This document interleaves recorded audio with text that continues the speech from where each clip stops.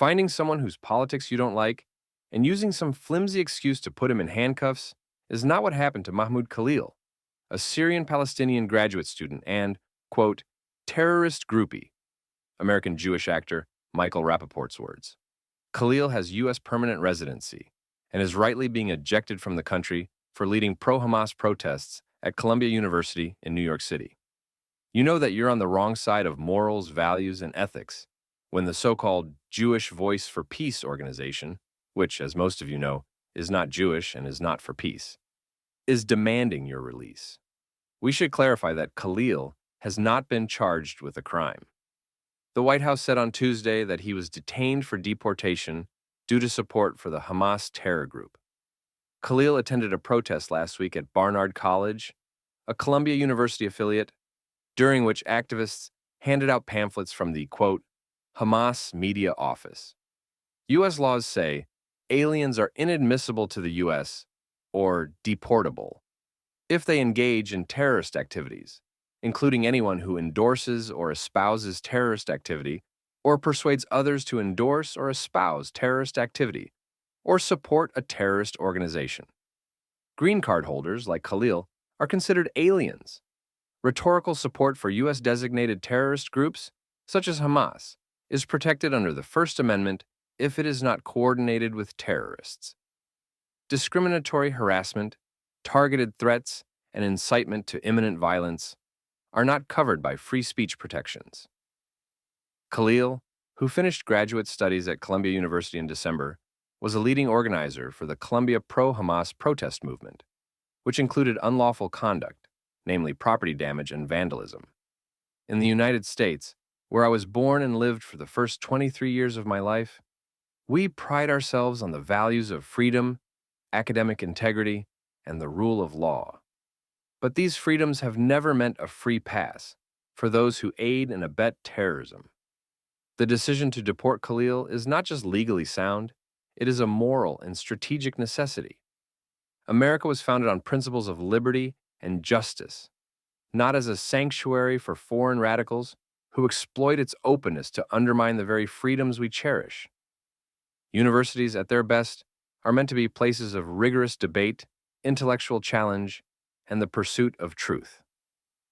Unfortunately, much of academia today has devolved into an ideological echo chamber where anti-Western, anti-Israel, and even anti-Jewish propaganda are given free rein under the guise of academic freedom. Columbia University, in particular, has become a breeding ground for radicals who exploit the university's prestige to legitimize extremism.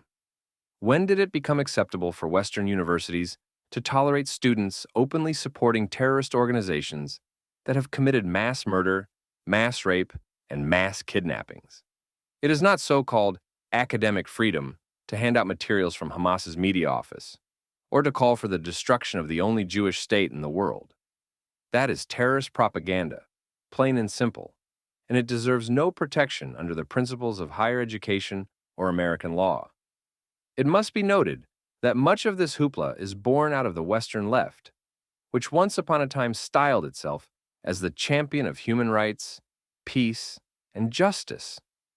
Today, a growing faction of leftists has become the primary vehicle for anti-Israel activism, making clear that Israelis and Jews do not deserve the same human rights as others, elevating terror groups like Hamas into so-called freedom fighters, and recasting Israel's very existence as an unforgivable sin. This isn't about genuine concern for Palestinians, it's about radical leftists and their co-conspirators using the Palestinian cause to wage their own war against the West. Truth be told, much of the Western left has hijacked the Palestinian cause for its own ideological ends. Palestinian lives themselves are of little interest. The goal is to use so-called Palestine as a cudgel to attack Israel, Zionism, Jews, and the West itself. This is part of a broader ideological project to dismantle the foundations of Western civilization, including the idea of nation-states, religious identity, and cultural pride, all of which Israel proudly embodies. The institutions that prop up this ideology form a well-oiled machine. Hamas is the military wing. The United Nations is the political wing.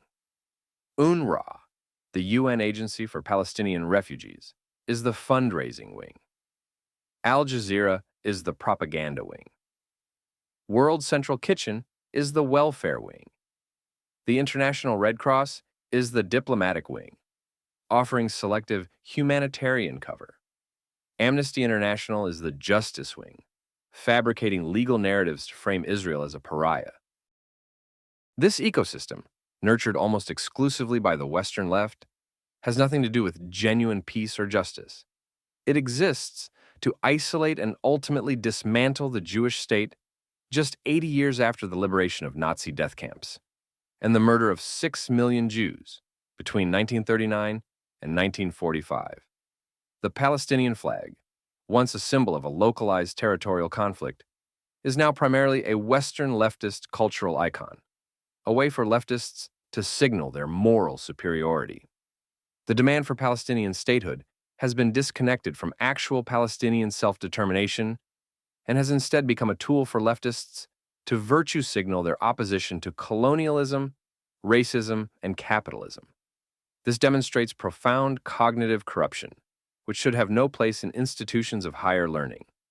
Palestinians are no longer treated as people with agency, but as props in the Western left's self-loathing theater. Western leftist activists would rather see Palestinians suffer indefinitely than acknowledge any solution that accepts the permanence of a Jewish state. This is the ultimate colonial act, appropriating Palestinian identity to serve a Western ideological narrative. The real story here isn't just Mahmoud Khalil's rightful deportation. It's the Western left's pathological obsession with the West's demise, exposing the hollowness of the Western left's supposed commitment to peace, justice, and human rights.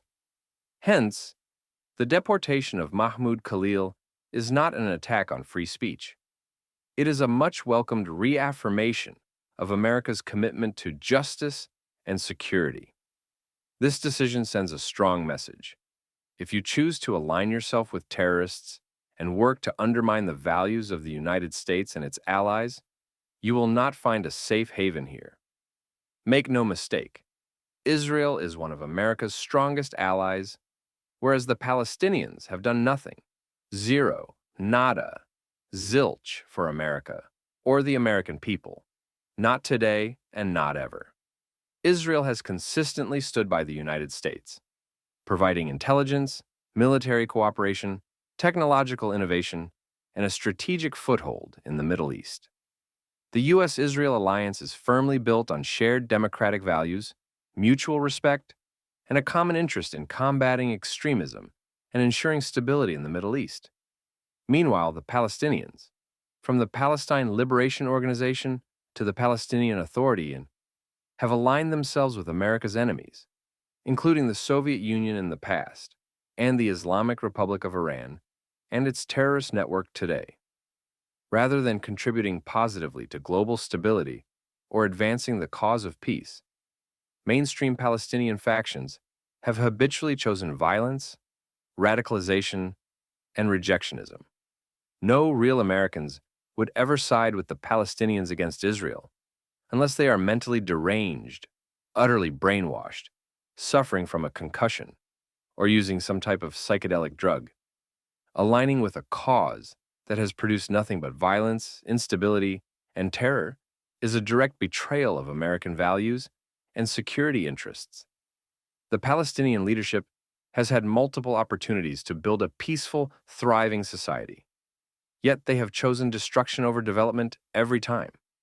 They reject negotiations, glorify terrorism, and systematically indoctrinate their youth into a culture of Jew hate and martyrdom. All this while Israel innovates, collaborates, and contributes positively to the global economy, medicine, and technology. To stand with the Palestinians against Israel is to reject progress and side with chaos. Far too many Americans are smarter than that, which is why the impending deportation of Mahmoud Khalil is an important new precedent not just for America, but for the West.